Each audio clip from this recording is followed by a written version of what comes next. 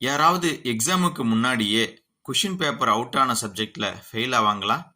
ஒரு இளைஞர் 22வது வயசுல வேலைக்கு சேர்ந்து சம்பாதிக்க ஆரம்பிச்ச உடன் அவரை ஒரு ஃபினான்ஷியல் அட்வைசர் சந்திச்சு, உங்களுடைய 60வது வயதிற்கு பிறகு உங்களால் உழைக்க முடியாது, நிறைய பணம் தேவைப்படும்.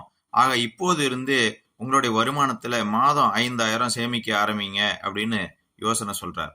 அதற்கு அந்த இளைஞர் கூறிய பதில் ஒரு பெரும் சிரிப்பை காட்டி, என்ன விளையாடுறீங்களா? எனக்கு என்ன வயசாயிடுச்சு? நான் இந்த வாழ்க்கையை என்ஜாய் பண்ண வேணாமா என்று தவிர்த்து விடுகிறார்.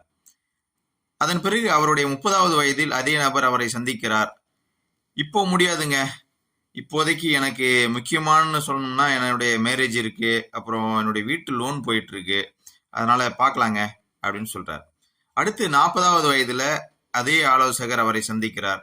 அப்போ சொல்றாரு, எனக்கு தெரியுங்க பென்ஷன் முக்கியம் தானே, ஆனா இப்போதைக்கு ஹவுசிங் லோன் போயிட்டு இருக்கு, அப்புறம் குழந்தைங்களுடைய படிப்பு செலவு இருக்குது, அப்புறம் உங்களுடைய மேரேஜுக்கெல்லாம் பார்க்கணுங்க, அதுல கவனம் செலுத்திட்டு இருக்கேன், பார்க்கலாங்க சொல்றேன் அப்படின்னு தவிர்த்து விடுகிறார். அடுத்து அவருடைய 50வது வயதுல அதே ஆலோசகர் அவரை சந்திக்கிறார். அப்போ சொல்றாரு, இப்போ எனக்கு தெரியுதுங்க பென்ஷன் ரொம்ப ரொம்ப முக்கியம்னு சொல்லிட்டு, ஆனா என்னுடைய வேலை எப்போ போகும்னே எனக்கு தெரியல, இன்னும் எவ்வளவு நாள் தான் நான் வேலைக்கு போறேன்னு எனக்கு தெரியாம இருக்கு, அது கொஞ்சம் கஷ்டமா இருக்குங்க, பார்க்கலாம் அப்படின்னு சொல்லி தவிர்த்துறாரு. அவருடைய 60வது வயதுல அப்பதான் உணர்றாரு, தப்பு செஞ்சுட்டேன், இப்போதான் என்னுடைய தவறை நான் உணர்றேன், இனிமே என்னை காப்பாத்தணும்னா அந்த கடவுள் தான் காப்பாற்றணும் அப்படின்னு சொல்லி உடஞ்சி போயிடுறாரு. உங்களுக்கு தெரியுமா, அவர் தனது 22வது வயதுல மாதம் 5,000 அவர் சேமிக்க ஆரம்பிச்சிருந்தா அவருடைய 60வது வயதுல 2,58,00,000 அவர் சேர்த்து வச்சிருப்பார். 30வது வயசுல அவர் மாதம் ஒரு 5,000 சேர்த்து வைக்க ஆரம்பிச்சிருந்தாருன்னா அவருடைய 60வது வயதுல 1,13,00,000 அவர்கிட்ட சேர்த்து வச்சிருப்பார்.